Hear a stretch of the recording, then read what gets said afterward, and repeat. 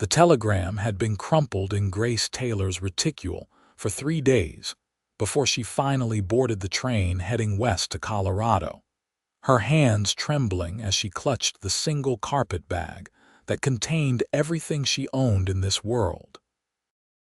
It was 1882, and she was 22 years old, fleeing Boston with nothing but borrowed money and a scheme that would either save her or damn her completely. The plan was simple, or so she had convinced herself during those desperate nights in her boarding house room. She would travel to Montrose, Colorado, marry the rancher who had advertised for a bride, stay long enough to establish herself out west away from the scandal that had destroyed her reputation back east, then quietly arrange an annulment and disappear into one of the bigger cities like Denver, where a woman alone might make a fresh start. 6 months, maybe a year at most, just long enough for people to stop looking for her, for the lies her former employer had spread to fade into obscurity. She had not expected Ethan Montgomery to be waiting on the platform when the train pulled into Montrose Station on a blazing afternoon in late June, hat in hand, looking nothing like the desperate, lonely rancher she had pictured in her mind. He was tall, easily over 6 feet, with sun-bronzed skin and dark hair that curled slightly at his collar. His eyes were a startling blue against his tanned face, and when he smiled at her, something in Grace's chest constricted painfully. He could not have been more than 28, far younger than she had anticipated, and there was an openness in his expression that made her feel immediately guilty about her deception. "Miss Taylor." His voice was warm, slightly rough from the dry Colorado air. "I'm Ethan Montgomery." "Welcome to Montrose." Grace forced herself to smile to accept his offered hand. His grip was firm but gentle, and she noticed the calluses that spoke of hard work. "Thank you, Mr. Montgomery. The journey was long but uneventful. Please call me Ethan." He retrieved her carpet tag with an ease that suggested it weighed nothing at all. "I hope you're not disappointed. I know Montrose isn't Boston, but it's a good town, good people." "I'm sure it will be fine," Grace said, though her heart was racing. She had expected someone older, harder, someone who would make this temporary arrangement feel like a business transaction. Instead, Ethan Montgomery was looking at her as though she was something precious, something he had been waiting for his entire life. The ride to his ranch took nearly an hour in a well-maintained wagon pulled by 2 sturdy horses. Ethan pointed out landmarks along the way, his enthusiasm infectious as he described the valley, the distant mountains, the creek that ran through his property. Grace tried to listen, tried to memorize details she might need, but she found herself distracted by the way his hands held the reins, confident and steady, and the way he kept glancing at her as though afraid she might vanish if he looked away too long. "I should tell you," Ethan said as they turned onto a dirt road that led through a grove of cottonwood trees. "I know this arrangement might seem unusual to you. A man advertising for a wife like ordering seed from a catalog. But I want you to know that I take marriage seriously, Miss Taylor. This isn't something temporary or casual to me." Grace felt her stomach drop. "I understand," she managed to say, though the words felt like stones in her mouth. "My parents had a good marriage, a true partnership. That's what I'm hoping to build here." He pulled the wagon to a stop in front of a sturdy ranch house, larger than Grace had expected, with a wide porch and freshly painted shutters. "I know we're strangers now, but I'm hoping that will change. I'm hoping we can build something real together." The sincerity in his voice made Grace want to confess everything right then, but fear kept her silent. She needed this escape, this temporary refuge. She could not go back to Boston where Marcus Whitmore had painted her as a thief and worse, where doors that had once been open to her were now slammed shut. She just needed time. "It's a beautiful home," she said instead, climbing down from the wagon before he could help her. She needed distance, needed to remember that this was temporary, that getting attached to Ethan Montgomery or his dreams would only make everything more complicated. But Ethan was already at her side, offering his hand. "Let me show you around. I want you to feel comfortable here. I want this to feel like home." The house was well built and surprisingly clean for a bachelor's dwelling. The main room had a large stone fireplace, comfortable furniture, and windows that let in generous amounts of light. The kitchen was well stocked, and there was a separate bedroom that Ethan had clearly prepared for her, with fresh linens on the bed and wildflowers in a jar on the dresser. "I'll sleep out in the bunkhouse until after the wedding," Ethan said, standing in the doorway. "I don't want you to feel uncomfortable or rushed. We can take whatever time you need to get to know each other." Grace turned to look at him, confused. "The wedding? When were you planning?" "I thought perhaps in a week or two. Give you time to settle in, meet some of the neighbors, get your bearings. The reverend in town is a good man. We could have a small ceremony, nothing fancy unless you want otherwise." He paused, uncertainty crossing his features for the first time. "Unless you need more time."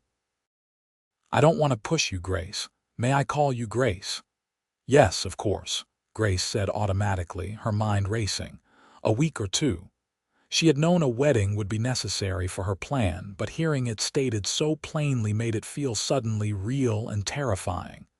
"That seems reasonable."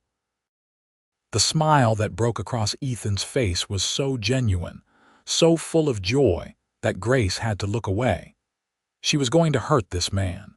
The realization settled over her like a heavy blanket, suffocating and inescapable. Ethan Montgomery was not the weathered, practical rancher she had imagined, someone who would view their marriage as a simple transaction. He was looking at her like she was his future, his forever, and she was planning to disappear within a year. Over the next few days, Grace tried to maintain her emotional distance, but Ethan made it nearly impossible. He was unfailingly kind, patient, and thoughtful in ways that surprised her constantly. He taught her about the ranch, introducing her to the horses, the cattle, the 3 ranch hands who worked for him and treated him with obvious respect and affection. He took her into town and introduced her to the shopkeepers, the doctor, the reverend's wife, who immediately took Grace under her wing. "Ethan is one of the finest men in this county," Mrs. Patterson, the reverend's wife, told Grace over tea at the general store. She was a plump woman in her 50s with kind eyes and a no-nonsense manner. "Lost his parents 5 years ago to fever, both of them within a week of each other. He could have sold the ranch and left, but he stayed and built it into something they would have been proud of. Any woman would be lucky to be his wife." Grace felt the familiar twist of guilt in her stomach. "He seems very dedicated to the land." "He's dedicated to doing right by people," Mrs. Patterson corrected. "He's helped half the families in this valley at one point or another. Never asks for anything in return, just does what needs doing. You'll see." Grace did see more and more each day.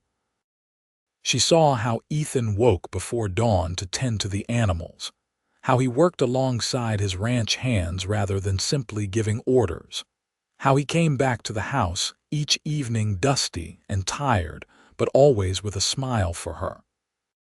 She saw how he set aside time each day to sit with her on the porch, asking about her day, telling her stories about the land and the people, always trying to make her laugh, and she did laugh, despite herself. Ethan had an easy humor and a gift for storytelling that drew her in against her will. He told her about the time one of his steers ended up in Mrs. Patterson's vegetable garden, and the reverend had chased it with a broom, while Ethan tried desperately not to laugh. He told her about his childhood, about his parents and their dreams for the ranch, about the first time he had tried to break a horse and ended up in the horse trough instead. I was 14 and absolutely certain I knew better than my father, Ethan said, grinning at the memory. That horse taught me about humility real quick. They were sitting on the porch steps watching the sunset paint the mountains in shades of gold and pink. It was their 5th evening together, and Grace had found herself looking forward to these quiet moments with an eagerness that alarmed her. "Do you miss them?" Grace asked. "Your parents?" Ethan's smile faded into something more wistful. "Every day, but I like to think they'd be happy with what I've done with the place, and I think they'd like you." "You don't even know me," Grace said, the words coming out sharper than she intended. "I know enough," Ethan said calmly. "I know you're kind to the horses even though you're nervous around them. I know you helped Mrs. Patterson carry those supplies to the wagon without being asked. I know you laugh at my terrible jokes even though I'm sure you've heard better back in Boston. I know you get a little wrinkle right here when you're thinking hard about something." He reached out and gently touched the space between her eyebrows, the gesture so tender that Grace felt tears spring to her eyes. "Ethan, I need to tell you something." The words tumbled out before she could stop them, but before she could continue, one of the ranch hands, a young man named Tommy, came riding up fast, his horse lathered with sweat. "Boss, we've got trouble. Some of the cattle broke through the north fence and they're heading toward the canyon. If they get down into that ravine, we'll lose them for sure." Ethan was on his feet immediately. "How many head?" "Maybe 20, 25. Jake and Martin are trying to turn them, but they need help. I'm coming." Ethan turned to Grace, apology written across his face. "I'm sorry. I have to go deal with this. We'll talk when I get back, all right?" Grace nodded, relief and disappointment warring within her. "Be careful. Always am." He paused, then leaned down and kissed her forehead quickly, so naturally that it seemed he had been doing it for years rather than days. Then he was gone, swinging up onto his horse and riding off into the gathering darkness with Tommy. Grace sat alone on the porch for a long time, touching the spot where his lips had brushed her skin. She was supposed to be keeping her distance, maintaining the emotional walls that would make it easier to leave when the time came. Instead, she was falling for a man who deserved so much better than her lies and her secrets. The next morning, Ethan returned exhausted but triumphant, having recovered all the cattle and repaired the fence. He fell asleep at the kitchen table after breakfast, his head pillowed on his arms, and Grace stood watching him for far too long, memorizing the curve of his shoulders, the way his hair fell across his forehead. The wedding was set for the following Saturday. Grace told herself she could go through with it, that it was necessary for her plan. She let Mrs. Patterson help her alter a simple blue dress that the older woman insisted was perfect for a bride, and she tried not to think about what she was doing, what it would mean. The night before the wedding, Ethan took her for a walk along the creek that ran through his property. The evening was warm, the air filled with the sound of water and crickets and the distant lowing of cattle. "I want you to know something," Ethan said as they walked slowly along the creek bank. "I know this has all happened fast. I know you left your whole life behind to come here, to marry a man you'd never met. I want you to know that I don't take that lightly. I'm going to spend the rest of my life making sure you never regret it." Grace stopped walking, unable to continue the charade for another moment. "Ethan, I have to be honest with you. I came here under false pretenses." He turned to face her, his expression serious in the fading light. "I know." "You know?" Grace stared at him in shock. "I got a letter from the agency about a week after you agreed to come. They'd done some checking after our arrangement was made, found out about the situation in Boston, about your former employer's accusations." Grace felt the blood drain from her face. "Then, why didn't you tell me not to come? Why go through with this?" Ethan stepped closer, taking her hands in his. Because I wrote to 3 people who knew you back in Boston.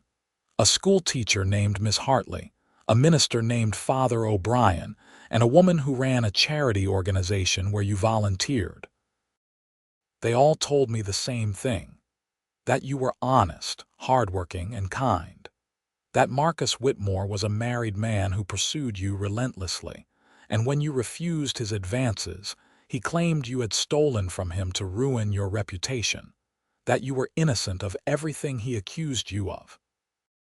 Tears were streaming down Grace's face now. You investigated me. I wanted to know the truth, and once I knew it, I wanted you to have a fresh start. I wanted to be the one to give it to you if you'd let me. His voice was gentle, his thumbs tracing circles on the backs of her hands. But I also need to know, Grace. Are you here just for an escape? Is this temporary for you? Because I meant what I said before. Marriage is forever to me. From the moment I saw your letter, from the moment you stepped off that train, I knew you were the one I'd been waiting for. But I need to know what you want, what you really want. Grace looked up at this man who had seen through her deception, who had uncovered her secrets and shame, and instead of turning her away, had chosen to offer her everything. She thought about the past week, about how easy it had been to talk to him, to laugh with him, to imagine a future here on this ranch. She thought about the way her heart lifted every time she saw him, the way his smile could change her entire day. I came here planning to leave, she admitted, her voice shaking. I thought I would marry you, stay for a while, then arrange an annulment and start over somewhere else. I thought it would be easy to keep my distance, to not get attached. Ethan's face remained calm, though she saw the flicker of pain in his eyes. And now I think I was an idiot. Now I think running away is what I've been doing my whole life, and I'm tired of it. Now I think I want to stay if you'll still have me. If you can forgive me for planning to deceive you. The smile that broke across Ethan's face was like the sun coming out from behind clouds. He pulled her into his arms, holding her so tightly she could barely breathe, and she clung to him just as fiercely, this man who had somehow become her entire world in less than 2 weeks. There's nothing to forgive, he murmured against her hair. You did what you had to do to survive. But Grace, I need you to understand something. I don't want you to marry me tomorrow because you feel obligated or because you have nowhere else to go. I want you to marry me because you want to build a life with me, because you can see a future here. Grace pulled back enough to look up at him. I do see a future here. With you. I think I started seeing it the day I arrived. I was just too scared to admit it. I'm still scared, Ethan. I'm scared I won't be a good enough wife, that I won't know how to do all the things I should know how to do. I'm scared you'll realize you made a mistake choosing me. Not possible, Ethan said firmly. He cupped her face in his hands, his touch infinitely gentle. Grace Taylor, I'm going to tell you something, and I need you to listen. From the moment I saw you on that train platform, I knew. I knew you were going to change my life. I knew you were the woman I wanted to wake up next to for the rest of my days. I knew you were my forever. Tomorrow, when we stand in front of Reverend Patterson and make our vows, I'll mean every single word. The question is, will you? Grace reached up and covered his hands with hers. For the first time since leaving Boston, she felt the tight knot of fear and shame in her chest begin to loosen. Here, in the gathering darkness by a creek in Colorado, with a man who had every reason to send her away but instead chose to love her, she finally felt like she could breathe. Yes, she whispered. I'll mean every word. Ethan kissed her then, soft and sweet and full of promise. It was Grace's first real kiss, and it felt like coming home to a place she had never been but had been searching for her entire life. The wedding the next day was small but beautiful. Grace wore her altered blue dress, and Mrs. Patterson had woven wildflowers into her hair. Ethan stood at the front of the small church in his best suit, his eyes never leaving Grace as she walked down the aisle toward him. The ranch hands were there, along with what seemed like half the town, all of them smiling and welcoming. When Reverend Patterson asked if Grace took Ethan to be her lawfully wedded husband, she said, "I do," with a conviction that surprised her. And when Ethan made his vows, his voice was steady and sure, his eyes shining with emotion. "I promise to honor you, protect you, and stand beside you through whatever comes. I promise to build a home with you, to work hard to make you happy, to be worthy of the gift you're giving me today. I promise to love you, Grace, for the rest of my life and beyond." When the Reverend pronounced them husband and wife, Ethan kissed her with a tenderness that made Grace's knees weak, and the church erupted in applause and cheers. The celebration afterward at the ranch was lively and joyful. Someone had brought a fiddle, and there was dancing in the yard. Grace found herself passed from partner to partner, as the men of Montrose took turns spinning her around in increasingly elaborate dances. But through it all, her eyes kept finding Ethan, who watched her with such open adoration that it made her blush. As the sun set and the guests began to depart, Mrs. Patterson pulled Grace aside. "I'm so happy for you, dear. Ethan is a good man, and I can see he already loves you dearly, but marriage isn't always easy, especially out here. There will be hard times along with the good. The important thing is to remember you're a team, face everything together, and you'll weather any storm." Grace hugged the older woman impulsively. "Thank you for everything, for welcoming me, for helping me feel at home here. You are home, dear, don't forget that."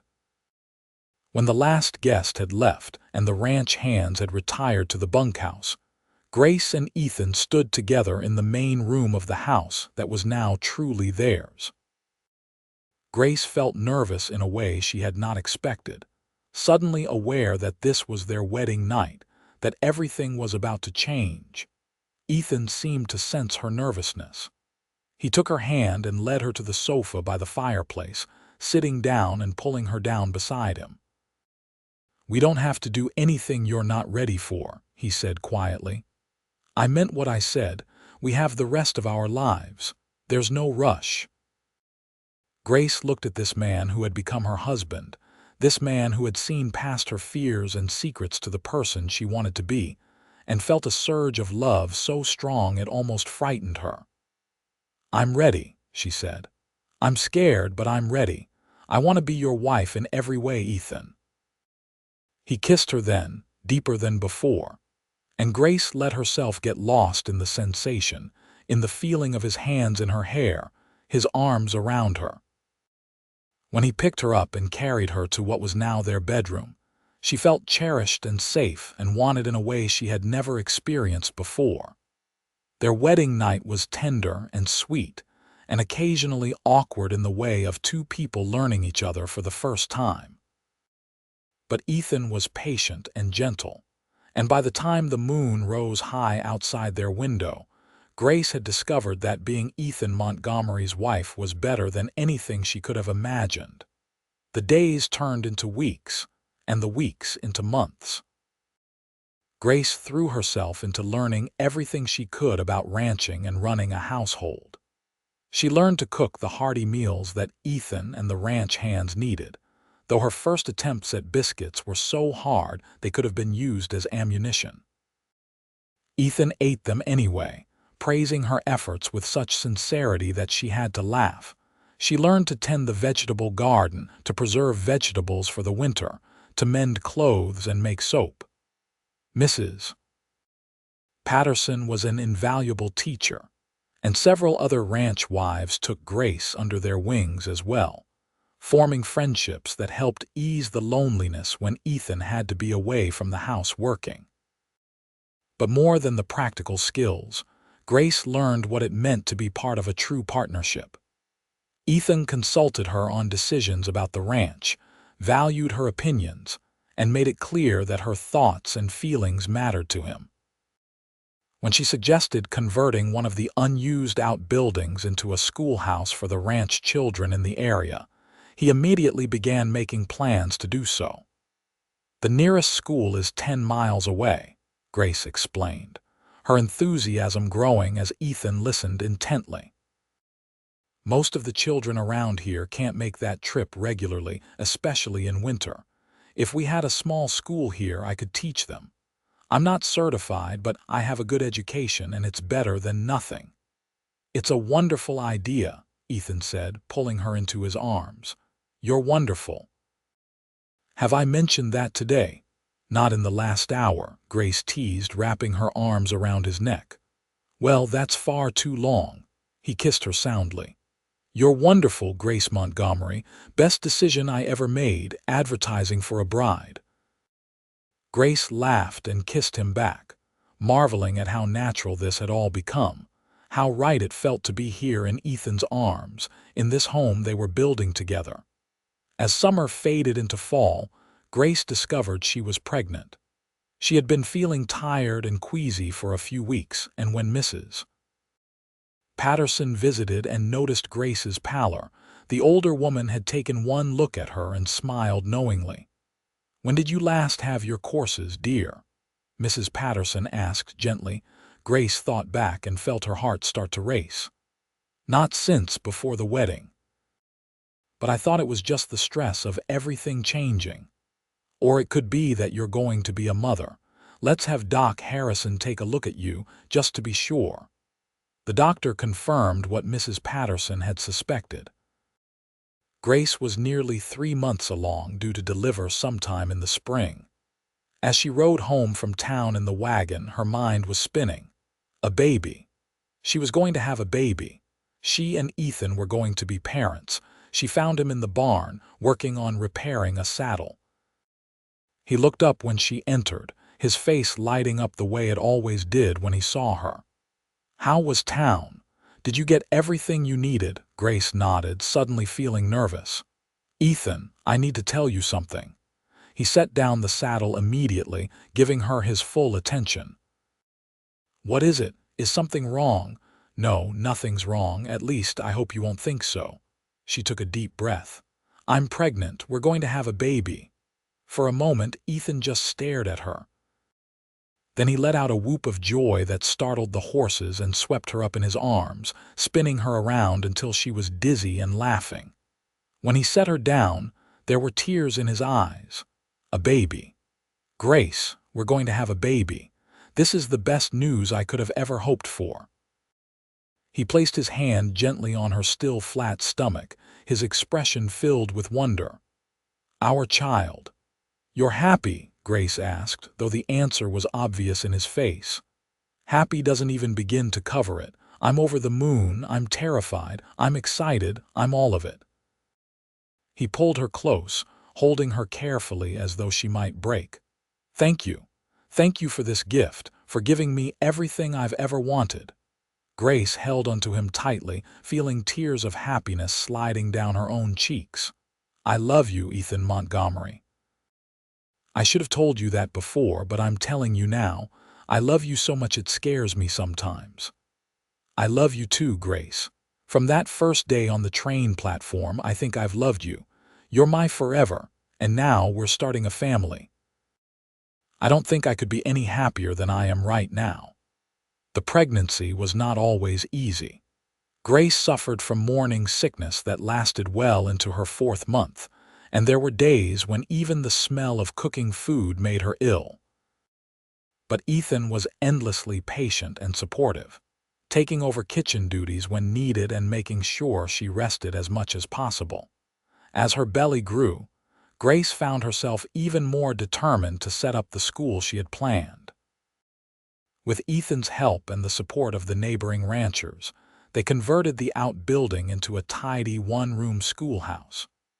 Grace ordered books and slates and everything else she would need, using some of the small inheritance her grandmother had left her years before.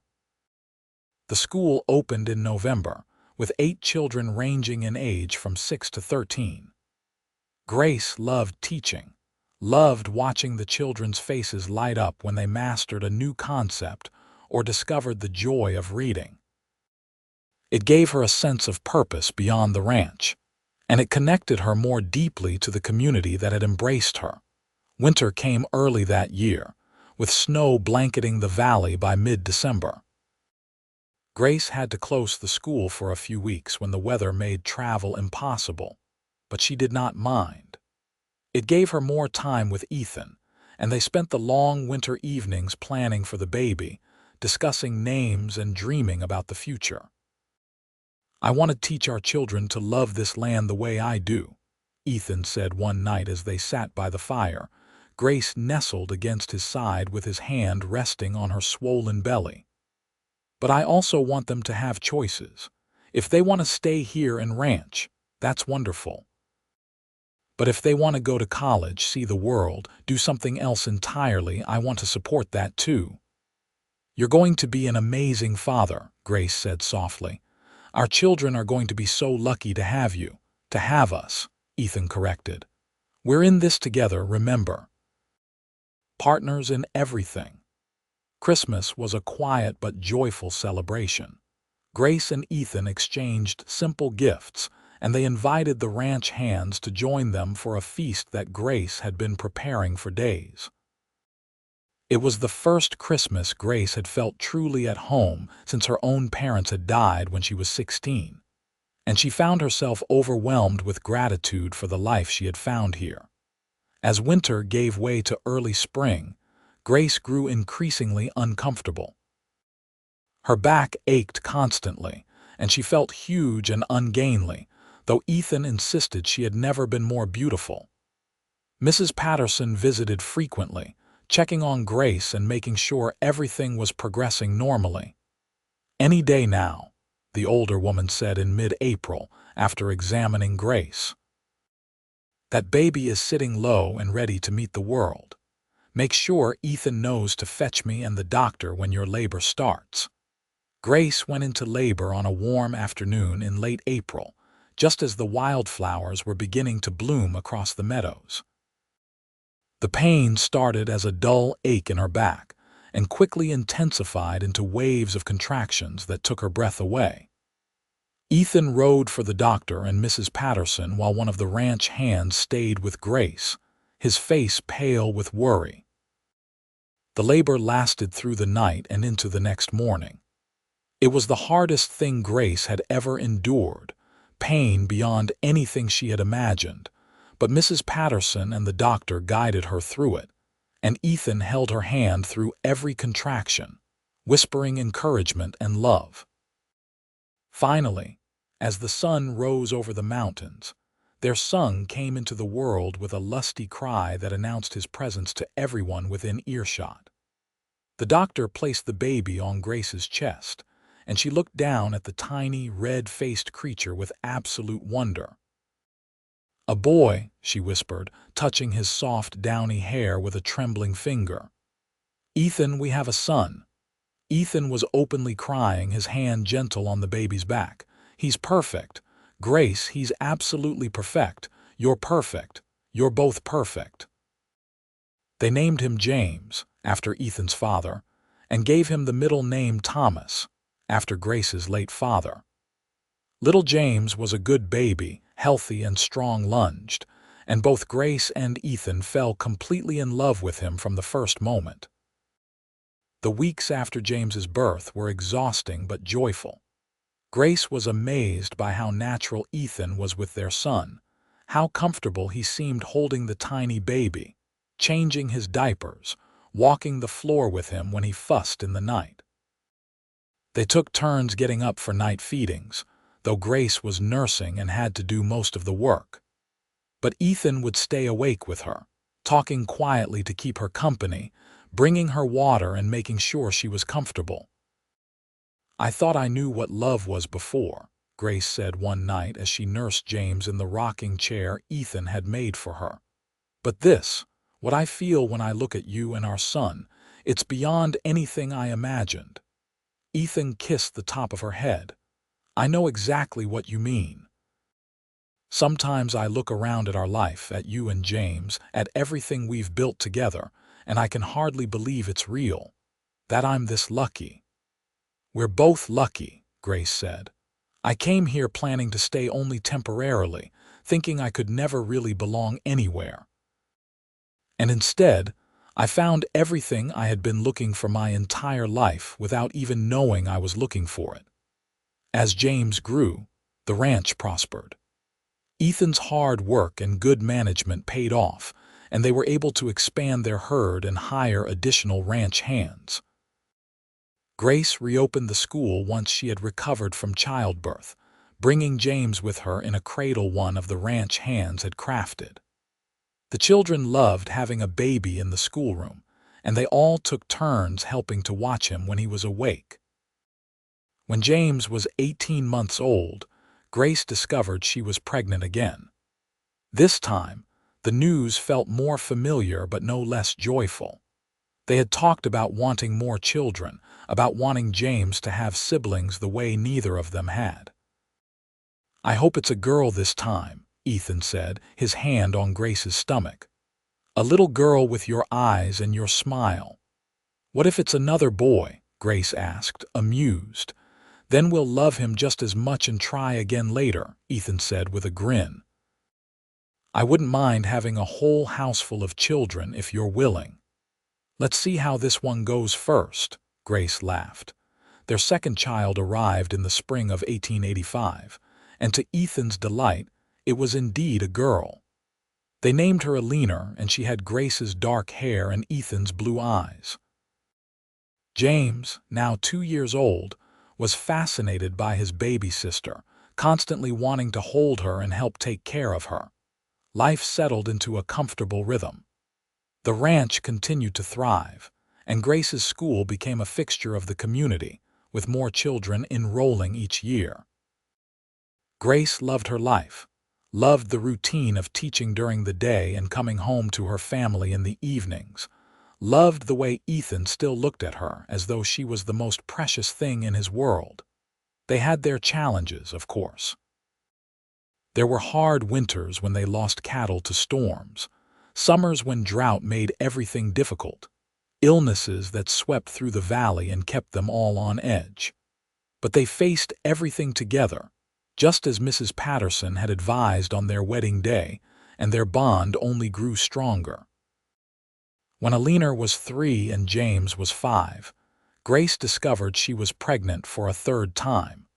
This pregnancy was more difficult than the previous 2, and Grace spent much of it feeling exhausted and unwell. But in the winter of 1888, they welcomed another son, whom they named William. With 3 children under the age of 6, the house was chaotic and noisy and full of life. "Sometimes I miss the quiet," Grace admitted to Ethan one evening as they sat on the porch, watching their children play in the yard. James was teaching Alina how to skip stones in the creek while baby William napped in Grace's arms. "You really?" Ethan asked, pulling her closer. Grace smiled. "Not even a little bit. This noise, this chaos, this life we've built, it's everything I never knew I wanted. I look back at the woman who stepped off that train 6 years ago, planning to stay only temporarily, and I hardly recognize her." "I do," Ethan said. "She's still there in the woman you are now. She just finally found the place where she belongs." "I found more than a place," Grace said, looking up at her husband. "I found home. I found family. I found forever. You knew from the start that this was forever, that I was meant to be here with you. I'm just sorry it took me a little while to catch up." "You caught up plenty fast," Ethan assured her. "And you've given me a life beyond anything I dreamed of when I placed that advertisement. 3 beautiful children, a home full of love and laughter, a true partner in every sense of the word. I knew you were my forever from the moment I saw you, Grace, but every day since then, you've just proven me more and more right." Grace kissed him softly, mindful of the baby sleeping in her arms. "I love you, Ethan Montgomery." Thank you for seeing past my fears and plans and lies to the person I wanted to be. Thank you for giving me the chance to become that person. Thank you for taking that chance, Ethan said. For staying when you planned to leave, for building this life with me. As the sun set over the mountains, painting the sky in brilliant shades of orange and pink, Grace looked around at the life she had built. The ranch house that had become a home, the children playing in the yard, the man beside her who had loved her from the start, even when she had not been ready to love him back. She thought about the frightened young woman who had boarded a train in Boston with nothing but a desperate plan and a carpet bag, never imagining that she was traveling toward her destiny. The school continued to be an important part of their lives. James started attending when he turned 6, and Grace loved being able to teach her own son alongside the other children in the community. Alina was counting down the days until she was old enough to join them, and Grace knew that teaching her own children would bring a special kind of joy. As the years passed, Montrose grew from a small ranching community into a proper town. More families moved into the area, drawn by the good land and the welcoming community. The school expanded, and Grace eventually had to hire an assistant teacher to help manage the growing number of students. She loved watching the children she taught grow up, loved seeing them become ranchers and shopkeepers and teachers themselves, contributing to the community in their own ways. Ethan's ranch became one of the most successful in the valley, known for the quality of its cattle and the integrity of its owner. He became a leader in the community, someone people turned to for advice and help. But no matter how busy the ranch kept him, Ethan always made time for his family. He taught James to ride and rope, played dolls with Alina when she asked, and walked the floor with William when the baby was teething. "You're going to spoil them," Grace told him one evening, watching him build an elaborate block tower with 3-year-old William while James and Alina did their homework at the kitchen table. "Good," Ethan said, not looking up from his construction project. "They should know they're loved. They should grow up feeling secure and cherished. That's what parents are supposed to do."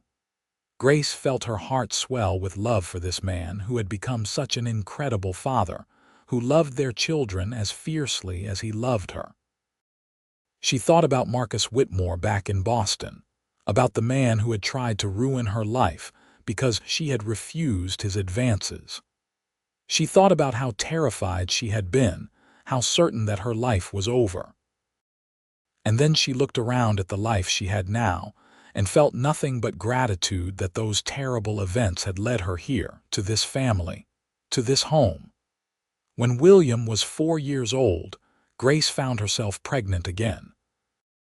At 33, she was older than she had been with her previous pregnancies, and this one was difficult from the start. She was sick constantly, exhausted beyond anything she had experienced before, and by her 5th month, the doctor was concerned enough to insist she stay in bed as much as possible. "I can't just lie around," Grace protested. "I have the school to run, the children to take care of, the household to manage." "You have me," Ethan reminded her firmly. "And we have neighbors and friends who are more than happy to help. Your job right now is to rest and take care of yourself and this baby. Everything else will get handled." Grace reluctantly agreed, and she was constantly amazed by the way the community rallied around them. Mrs. Patterson, now in her 70s but still spry, came to help with the children. Other ranch wives took turns bringing meals and helping with the household chores. One of Grace's fellow teachers took over her classes at the school, and parents sent her notes and drawings from the students to cheer her up during her confinement. "See," Ethan said one evening as they sat together in their bedroom, which had become Grace's world for the past few months. "You've spent years building relationships in this community, helping people, teaching their children. Now they want to help you. That's what community means. In the spring of 1892, Grace went into labor 6 weeks earlier than expected. It was a difficult birth, the most challenging of any of her pregnancies, and there were moments when the doctor's face was grim enough to terrify Ethan. But Grace was strong, stronger than anyone gave her credit for, and after hours of labor, she delivered a tiny but healthy daughter. They named her Margaret, and she was small but fierce from the start, with a cry that belied her size. The doctor warned them that the next few weeks would be critical, that Margaret needed to gain weight and strength. But with careful nursing and constant attention, the baby thrived, and by the time she was a month old, it was clear she was going to be fine. "No more," the doctor told Grace and Ethan firmly when he came for a follow-up visit. "Your body needs time to recover, and another pregnancy could be dangerous for you. You have 4 beautiful, healthy children. Be content with that." Grace was content, more than content. She had 4 children who were the center of her world, a husband who loved her beyond measure, a community where she belonged, and a purpose that fulfilled her. She had everything she had ever wanted and more than she had ever dared to dream. As the children grew, they each developed their own distinct personalities. James was serious and thoughtful, already showing signs of following in his father's footsteps as a rancher. Eleanor was creative and imaginative, constantly putting on plays and creating elaborate stories. William was the peacemaker, gentle and kind, always the first to comfort someone who was upset. And Margaret, despite her small size, was fearless and determined, unwilling to be left behind in anything her older siblings did. "She reminds me of you," Ethan told Grace one day as they watched 4-year-old Margaret stubbornly try to mount a horse that was far too big for her, refusing all offers of help. "I was never that brave," Grace said, though she was smiling. "Yes, you were. You got on a train and traveled across the country to marry a stranger, even though you were terrified. You faced down your fear and your past and built a new life from nothing. That takes incredible bravery." Grace leaned against her husband, comfortable and content.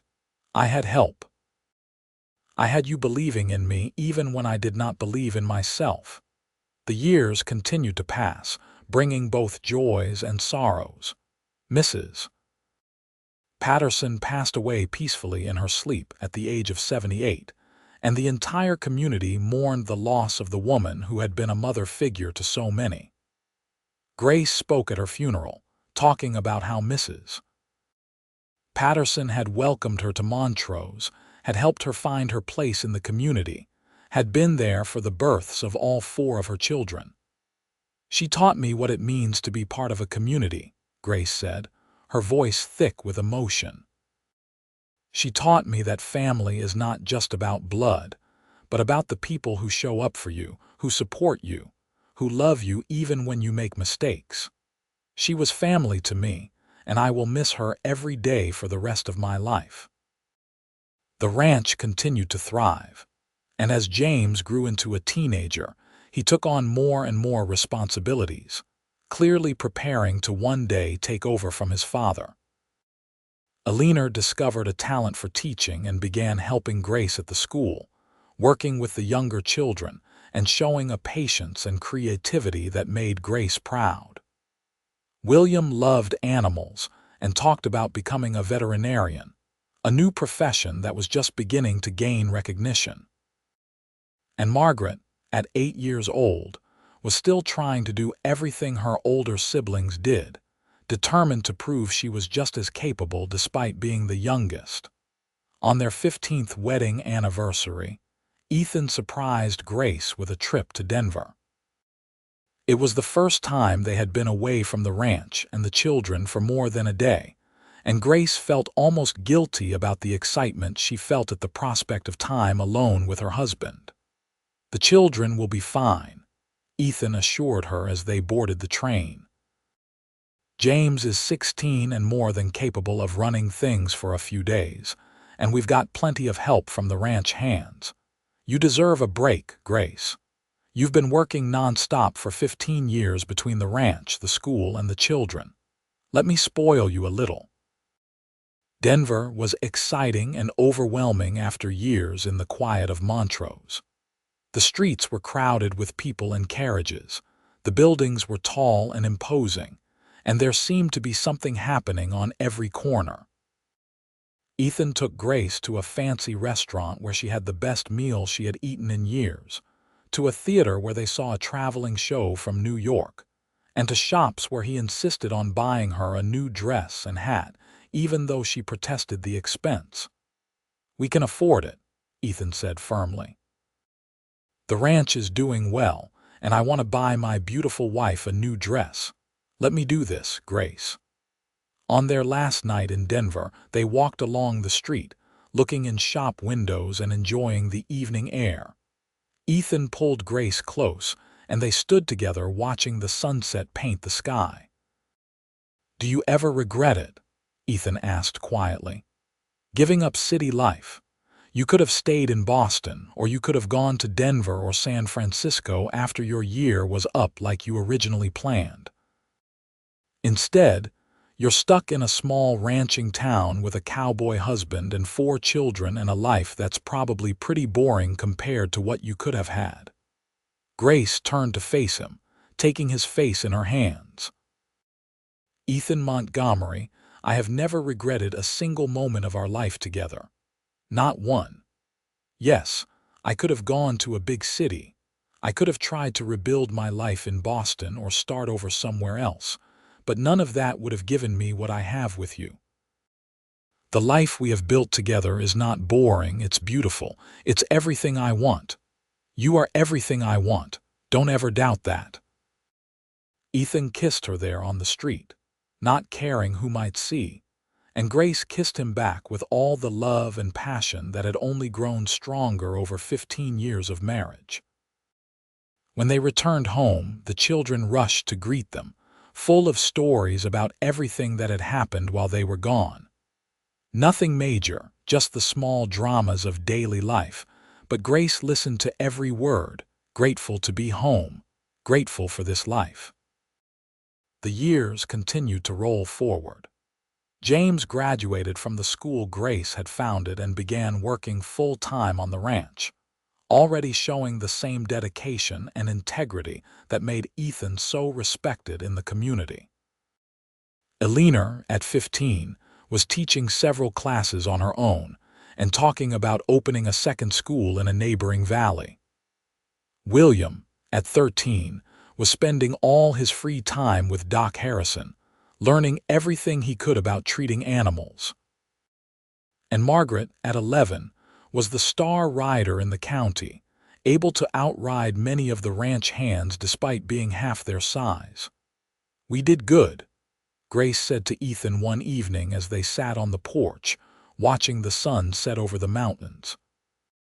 It was a ritual they had maintained for nearly 20 years, this quiet time together at the end of each day, and Grace treasured it as much now as she had in those early days of their marriage.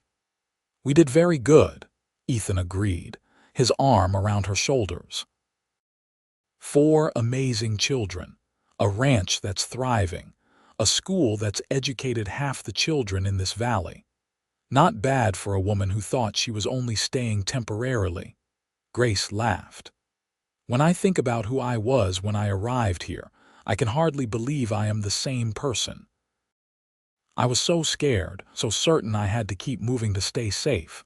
I never imagined I could have roots this deep, connections this strong." "You were always capable of it," Ethan said. "You just needed the right place and the right person to help you see it. I am glad I got to be that person, Grace." "I am glad you chose to stay." "It was the easiest choice I ever made," Grace said, kissing him softly. "You knew from the start that I was your forever. I just needed a little time to realize that you were mine too." As their children grew into adults, Grace and Ethan watched with pride as they made their own way in the world. James married a rancher's daughter from the next valley, a strong, capable woman named Sarah, and they built a house on the far edge of the Montgomery property, expanding the ranch operations. Alina did open a second school and married a teacher who shared her passion for education. William went to college in Denver to study veterinary medicine, one of the first in the region to do so, and returned to set up a practice that served ranchers and farmers throughout the valley. And Margaret, true to her fearless nature, became involved in the growing movement for women's rights, traveling throughout Colorado to speak and organize. "I never imagined having such accomplished children," Grace said to Ethan as they prepared for Alina's wedding. They were in their late 40s now, with silver threads in their hair and lines on their faces that spoke of years lived fully. "They learned from watching you," Ethan said. "You showed them that a woman could be intelligent and capable and strong. You showed them that education and community matter. You gave them roots and wings, Grace. That's the greatest gift parents can give their children."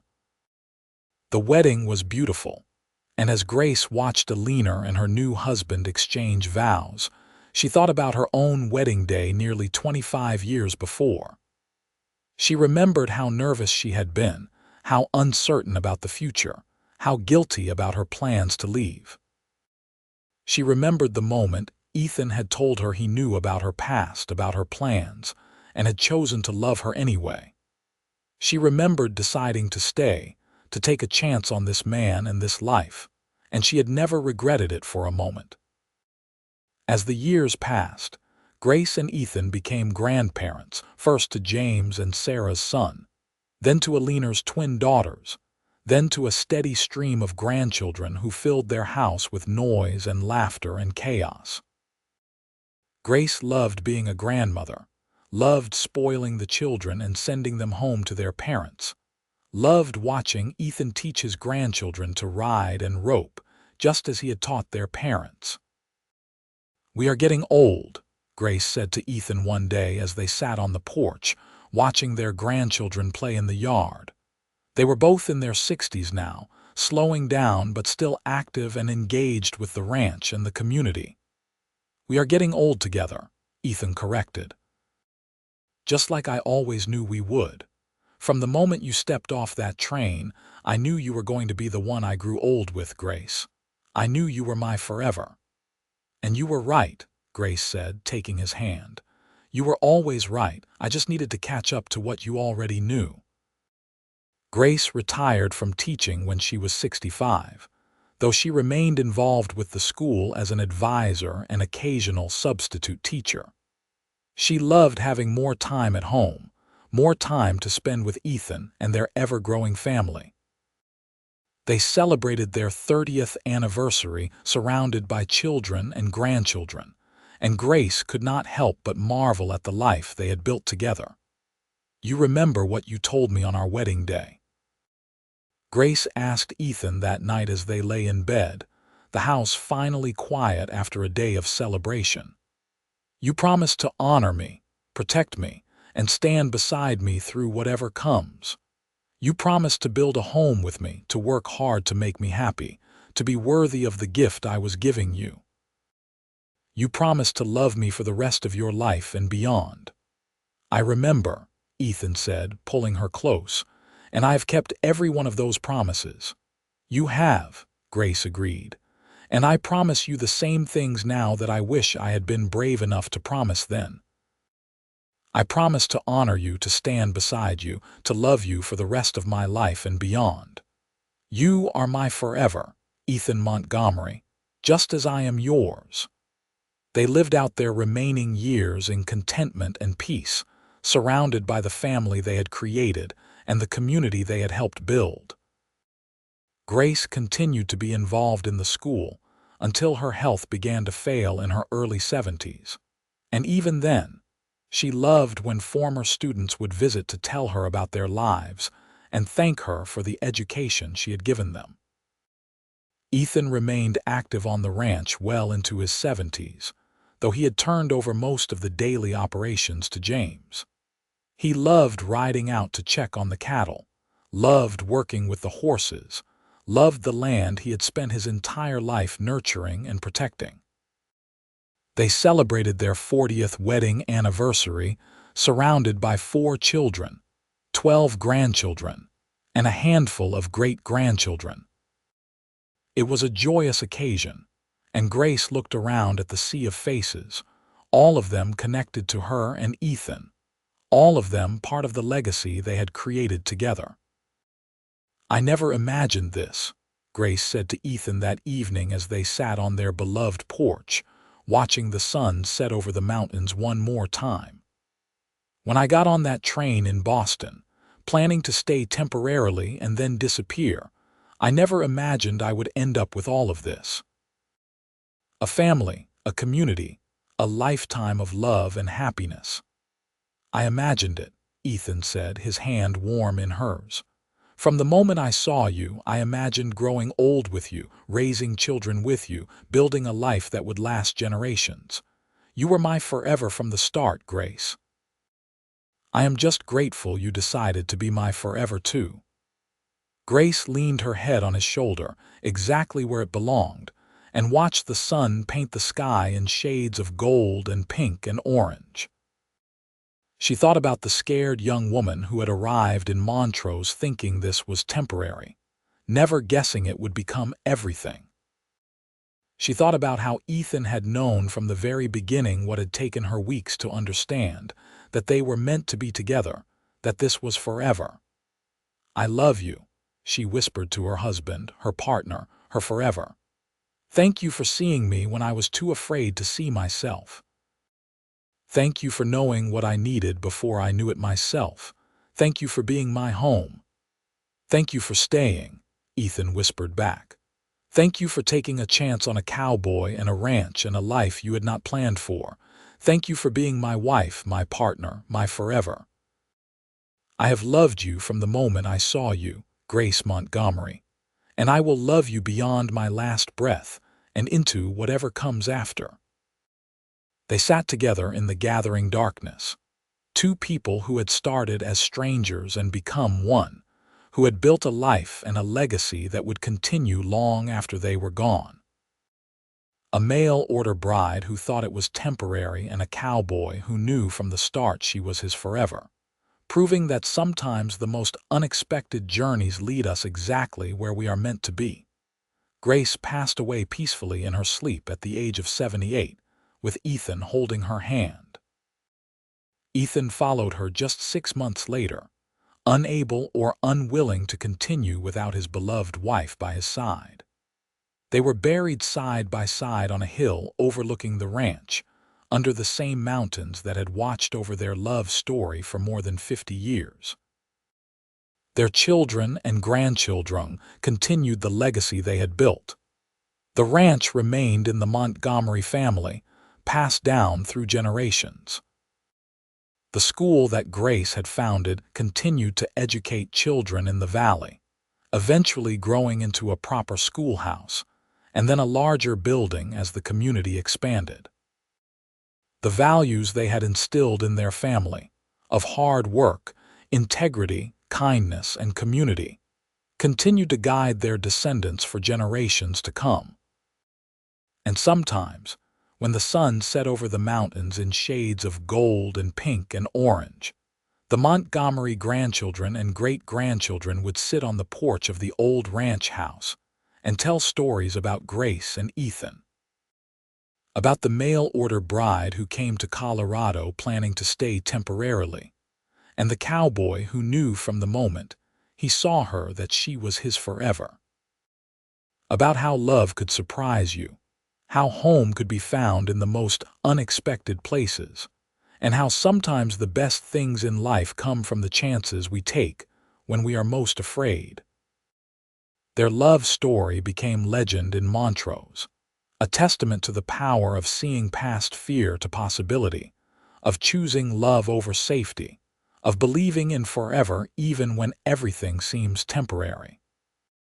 And though Grace and Ethan were gone, their love remained, woven into the fabric of the land they had loved, the community they had served, and the family they had created together. It was a love that had started with a telegram and a train ride, with fear and uncertainty and plans that were never meant to be permanent. But it became a love that lasted beyond a lifetime, a love that proved that forever is not just a promise we make, but a choice we continue to make every single day. Grace Taylor Montgomery had come to Colorado thinking it was temporary, but Ethan Montgomery had known from the very start that she was his forever. And in the end, they had both been right, because their love had been temporary in the sense that all mortal things must end, but forever in the ways that truly mattered, living on in the hearts and lives of everyone they had touched.